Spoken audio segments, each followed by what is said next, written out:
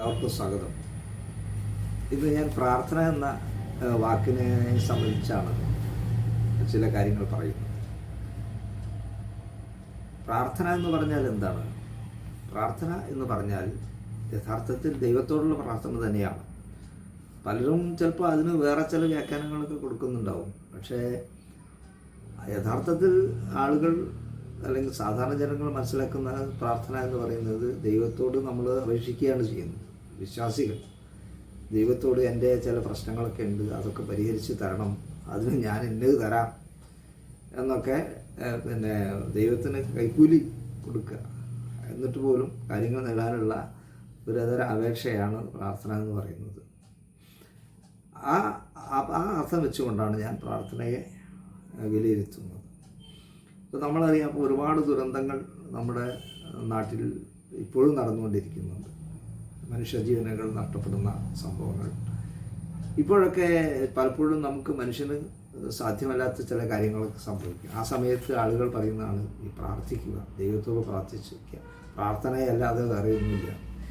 അങ്ങനെ ലോകത്തിൽ എല്ലാ സ്ഥലത്തും ആളുകൾ ഓരോ കാര്യത്തിനു വേണ്ടി വ്യക്തികളും ജനങ്ങളൊട്ടാകെയും പ്രാർത്ഥിച്ചുകൊണ്ടിരിക്കുന്നത് നമ്മൾ കാണും.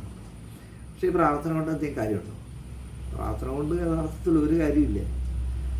നമ്മൾ പ്രാർത്ഥിക്കുകയാണ്. ആരോടെ പ്രാർത്ഥിക്കുന്നത്? യഥാർത്ഥത്തിൽ വിശ്വാസികളെ സംബന്ധിച്ചിടത്തോളം ഇതൊക്കെ കേൾക്കാൻ ഒരാൾ എവിടെ ഇരിക്കുന്നുണ്ട്. അല്ലെങ്കിൽ ഇപ്പോൾ ഹിന്ദുക്കളെ കാണിച്ചെങ്കിൽ ക്ഷേത്രത്തിൽ പ്രതിമ ഉണ്ടല്ലോ, അത് കേൾക്കും, അത് കേട്ടിട്ട് അത് മനസ്സിലാക്കിയിട്ട് കാര്യങ്ങൾ ചെയ്തു തരും. ഇങ്ങനെയൊക്കെയുള്ള മൂഢമായ വിശ്വാസങ്ങളാണ് ആളുകൾക്കുള്ളത്. ചില ആളുകൾ ഇങ്ങനെ പ്രപഞ്ചശക്തിയാണ്, എന്നാൽ പ്രപഞ്ചശക്തിയോട് ഇങ്ങനെ അപേക്ഷിക്കുന്നവർക്ക് പ്രാർത്ഥിക്കുന്നവരുണ്ടായിരിക്കും. അപ്പം മുസ്ലിങ്ങളെ സംബന്ധിച്ചിടത്തോളമൊക്കെ ഒരു ദൈവം എന്ന് പറയുന്നത് ഒരു അരൂപിയായിട്ടുള്ള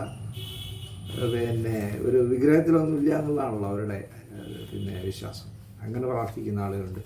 അങ്ങനെ ആരൊക്കെ എന്തൊക്കെ പ്രാർത്ഥിച്ചാലും, കോടിക്കണക്കിന് ആളുകൾ പ്രാർത്ഥിച്ചാലും കാര്യങ്ങളൊന്നും നടക്കാൻ പോകുന്നില്ല. അതൊക്കെ ഓരോ സാഹചര്യങ്ങൾക്കനുസരിച്ച് മനുഷ്യൻ്റെ പ്രവർത്തനത്തിൻ്റെ ഭാഗമായിട്ട് എന്തെങ്കിലും ചെയ്യാൻ പറ്റുള്ളൂ. ഇപ്പോൾ നമ്മളിപ്പോൾ ഈ ശിരൂരിൽ ഒരു ദുരന്തം ഉണ്ടായിരുന്നു, നമ്മൾ ഇപ്പോൾ കണ്ടല്ലോ. പക്ഷെ അത് ഫലപ്രാപ്തിയിലെത്തിയില്ല. യന്ത്രങ്ങൾ പലതരം യന്ത്രങ്ങൾ അവിടെ കൊണ്ടുവന്ന് മണ്ണ് മാന്തി. ഇപ്പോൾ ഉള്ളത് പറയുന്നത് പുഴയിലാണ്, ഗംഗാവാലി എന്ന് പറയുന്ന പുഴയിൽ ലോറി ഉണ്ടെന്നാണ് പറയുന്നത്. ഇത് കണ്ടുപിടിക്കുന്നത് GPS സംവിധാനം അതുപോലെയുള്ള മറ്റ് റഡാറുകളും ഒക്കെ ഉപയോഗിച്ചുകൊണ്ടാണ് ഇത് കണ്ടുപിടിക്കുന്നത്. അല്ലാതെ പ്രാർത്ഥിച്ചുകൊണ്ടൊന്നുമല്ല, അല്ലെങ്കിൽ ആരെങ്കിലും കൗടി വാരി വെച്ചുകൊണ്ടുമല്ല. ഇതൊക്കെ മനുഷ്യൻ്റെ അല്ലെങ്കിൽ ശാസ്ത്രത്തിൻ്റെ നേട്ടങ്ങൾ ഉപയോഗിച്ചുകൊണ്ടാണ് മനുഷ്യൻ കണ്ടുപിടിക്കുന്നത്. അല്ല, പ്രാർത്ഥന കൊണ്ട് ഒന്നും തന്നെ നേടാനില്ല. ഇത് പറയുമ്പോൾ ഞാൻ 2004 സെപ്റ്റംബർ മാസത്തിൽ, കൃത്യമായി തീയതി പറയുകയാണെന്ന് വെച്ചെങ്കിൽ സെപ്റ്റംബർ 8-ാം തീയതി, നമ്മുടെ വളരെ പ്രശസ്തനായ സാഹിത്യകാരനും സാഹിത്യ നിരൂപകനും പ്രാസംഗികനും പ്രഭാഷകനുമൊക്കെയായിരുന്ന ഡോക്ടർ സുകുമാരൻ അഴീക്കോടിനെ നിങ്ങൾ ഓർക്കുന്നുണ്ടാവും. അദ്ദേഹം ദേശാഭിമാനി പത്രത്തിൽ ഈ പറഞ്ഞ തീയതിയിലൊരു ലേഖനം എഴുതിയിരുന്നു. ആ ലേഖനത്തിൻ്റെ പേര് ഈശ്വരനും ഒളിമ്പിക്സും എന്നായിരുന്നു.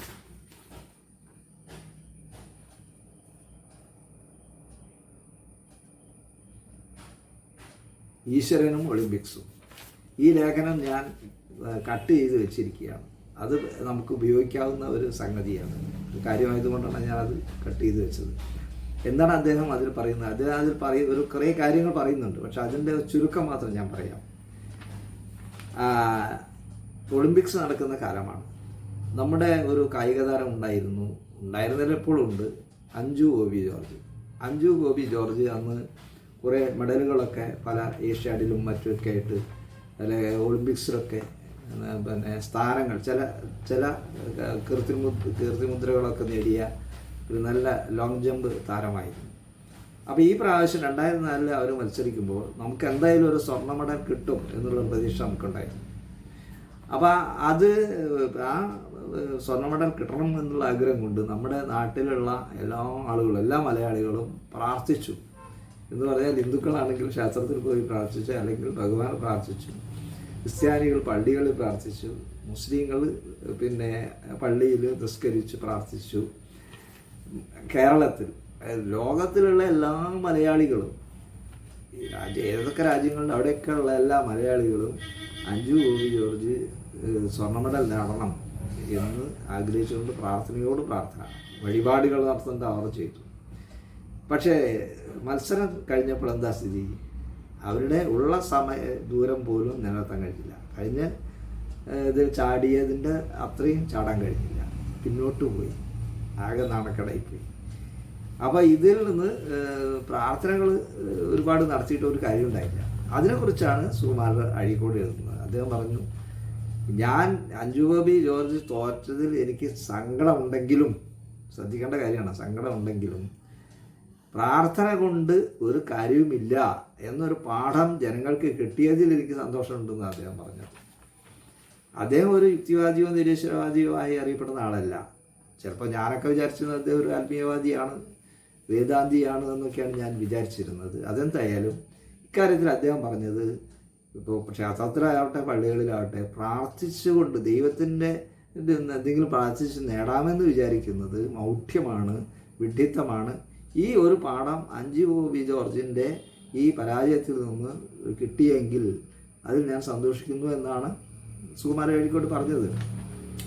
പക്ഷേ ഒരു കാര്യമുണ്ട്, സുകുമാരൻ അഴീക്കോടിൻ്റെ ആ ചിന്ത നല്ലത് തന്നെയാണ്, അത് നമ്മളൊക്കെ ഉൾക്കൊള്ളുന്നു, ഞാനത് പലപ്പോഴും പ്രചരിപ്പിക്കുകയും ചെയ്തിട്ടുണ്ട്. പക്ഷേ സംഭവിച്ചത് അതല്ല. അങ്ങനെയൊക്കെ ആണെങ്കിലും ജനങ്ങൾ പാഠം പഠിക്കുന്നില്ല എന്നുള്ളതാണ്. ഇപ്പോൾ പ്രാർത്ഥന കൊണ്ട് ഫലമില്ല എന്നുള്ളത് ഇത്ര തന്നെ നമ്മൾ തെളിഞ്ഞാലും വീണ്ടും ആളുകൾ പ്രാർത്ഥിച്ചുകൊണ്ടിരിക്കുന്നു. അതാണ് നമ്മൾ ഏറ്റവും വലിയ അത്ഭുതപ്പെടുത്തുന്നൊരു കാര്യം. പ്രാർത്ഥന കൊണ്ട് യഥാർത്ഥ ഫലമില്ല എന്നുള്ളത് നമുക്ക് ശാസ്ത്രീയമായി ചിന്തിച്ചാൽ തന്നെ അറിയാൻ കഴിയും. പ്രാർത്ഥിക്കുമ്പോൾ എന്താ സംഭവിക്കുന്നത്? അയാൾക്കൊരു മനസ്സമാധാനം കിട്ടിയേക്കാം, അല്ലാതെ അയാൾ വിചാരിക്കുന്ന കാര്യമൊന്നും നടക്കാൻ പോകുന്നില്ല. അതിന് അയാൾ പ്രവർത്തിക്കണം, അല്ലെങ്കിൽ അതിനുള്ള സാഹചര്യങ്ങൾ ഒരുക്കി വരണം, അല്ലേ? ഇപ്പോൾ എൻ്റെ മകന് A+ കിട്ടണമേ എന്ന് എല്ലാ അമ്പലത്തിലും പോയി പ്രാർത്ഥിച്ചാൽ അവന് A+ കിട്ടുമോ? അവൻ നന്നായി പഠിക്കണം, അവന് ഇതിനുള്ള കഴിവുണ്ടായിരിക്കണം, എങ്കിൽ മാത്രമേ തന്നെ എല്ലാ വിഷയങ്ങൾക്കും A+ കിട്ടുകയുള്ളൂ. ഈ ഒരു സത്യം, ശാസ്ത്രീയമായ സത്യം ആൾക്കാർ ഉൾക്കൊള്ളുന്നില്ലേ എന്നുള്ളതാണ് എൻ്റെ ചോദ്യം. അവർ വിചാരിക്കുന്നത് ഇങ്ങനെ പോയി പ്രാർത്ഥിച്ചു കഴിഞ്ഞാൽ എപ്പോഴും പ്രാർത്ഥനയാണ് ആളുകൾക്ക്. ഇപ്പോൾ തന്നെ ഒരു ഭൗതികവാദിയായിട്ടുള്ള ആൾ പോലും ചാനലിൽ ഇരുന്നുകൊണ്ട് പറയുകയാണ് ഇനി എല്ലാവരുടെയും പ്രാർത്ഥന എന്നൊക്കെ. ഈ പ്രാർത്ഥന എന്ന വാക്ക് തന്നെ ശരിക്കും അർത്ഥലോപം സംഭവിച്ച ഒരു വാക്കാണ്. അതിനൊരു അർത്ഥമില്ല പ്രാർത്ഥന എന്നുള്ളത്. പ്രാർത്ഥന ഇല്ലാതാക്കണം. ഇപ്പം എവിടെയും പ്രാർത്ഥനയാണ് ആൾക്കാർ പറയുന്നത്. പ്രാർത്ഥന എന്ന് പറയുന്ന സംഭവം തന്നെ ഇല്ലാതാക്കണം. പ്രാർത്ഥന ഇതിയുടെ അശാസ്ത്രീയതയും അതുകൊണ്ടുള്ള നിഷ്ഫലതയും ഒക്കെ കുട്ടികളെ സ്കൂളുകളിൽ തന്നെ പഠിപ്പിക്കണമെന്നാണ് ഞാൻ ആവശ്യപ്പെടുന്നത്. സ്കൂളിൽ പഠിപ്പിക്കണം പ്രാർത്ഥന എന്ന് പറയുന്നത് എന്താണെന്നും അതുകൊണ്ടൊരു കാര്യമില്ല എന്നും പഠിപ്പിച്ചാൽ തന്നെ അന്ധവിശ്വാസത്തിൻ്റെ പകുതി ഇല്ലാതെയാവുമെന്നാണ് ഞാൻ വിചാരിക്കുന്നത്. കാരണം ഈ അമ്പലങ്ങളൊക്കെ നിലക്കുന്നത് എന്തുകൊണ്ടാണ്? പ്രാർത്ഥിച്ചാലൊക്കെ ഗുണം കിട്ടുന്നുള്ളതാണ്. വഴിപാട് എന്ന കൈക്കൂലി ദൈവത്തിന് എത്രമാത്രം കൊടുക്കുന്നോ അത്ര പ്രീതിപ്പെടുത്തുന്ന ഒരു മനുഷ്യനാണ് ദൈവം. പണ്ടത്തെ രാജാക്കന്മാരെ അല്ലെങ്കിൽ ഏതെങ്കിലും ഉദ്യോഗസ്ഥ പ്രമാണിയെപ്പോലുള്ള ഒരാളാണ് ദൈവം എന്നുള്ള സങ്കല്പത്തിലാണ് ഈ ക്ഷേത്രങ്ങളിലൊക്കെ പോയി ഇത്തരത്തിലുള്ള വഴിപാടുകൾ 10,000 രൂപയുടെ 80,000 ഒക്കെ പിന്നെ വഴിപാടുകളുണ്ട്. യഥാർത്ഥത്തിൽ കൂടുതൽ പൈസ കൊടുക്കുന്നതിന് കൂടുതൽ അനുഗ്രഹം കിട്ടും എന്നുള്ള മൂഢവിശ്വാസവും ഒക്കെ തന്നെ വളരെ എന്താ പറയുക, അത് ശരിക്കും നമ്മുടെ മൂല്യങ്ങൾക്ക് തന്നെ വിരുദ്ധമാണ്. അത്തരത്തിലുള്ള കാര്യങ്ങളൊക്കെയാണ് പ്രാർത്ഥനയുടെ പേരിൽ നടന്നുകൊണ്ടിരിക്കുന്നത്. അതുകൊണ്ട് പ്രാർത്ഥന എന്ന് പറയുന്നത് തെറ്റാണ്, അത് അശാസ്ത്രീയമാണ് എന്ന് എന്തുകൊണ്ട് സ്കൂളുകളിലൊക്കെ പഠിപ്പിച്ചുകൂടാ? അത് ശാസ്ത്രീയമായ രീതിയിൽ പഠിപ്പിക്കണം, അത് തയ്യാറാവണം. അത് തയ്യാറാവുന്നില്ല ഇവിടെ ഒരു സർക്കാർ. ശാസ്ത്രബോധം പ്രചരിപ്പിക്കണമെന്ന് വായിട്ടലിക്കുക എന്നല്ലാതെ ഈ പുരോഗമന രാഷ്ട്രീയ പാർട്ടികൾ പോലും ആ കാര്യത്തിൽ ഒന്നും ചെയ്യുന്നില്ല. നേരെ മറിച്ച് അവർ ചെയ്യുന്നതാണ് അമ്പലങ്ങൾ പ്രോത്സാഹിപ്പിക്കാൻ നടക്കുകയാണ്. അത്രയും തലതിരിഞ്ഞ ഒരു ലോകത്താണ് നമ്മൾ ജീവിക്കുന്നത്. തലതിരിഞ്ഞ ഒരു പരിപാടികളാണ് സർക്കാർ പോലും അല്ലെങ്കിൽ പുരോഗമന പ്രസ്ഥാനങ്ങൾ പോലും ചെയ്യുന്നത്. അതിലുള്ള അമർഷം കൂടി ഈ അവസരത്തിൽ ഞാൻ രേഖപ്പെടുത്തുകയാണ് എന്ന് പറഞ്ഞുകൊണ്ട് അവസാനിപ്പിക്കുന്നു. നന്ദി, നമസ്കാരം.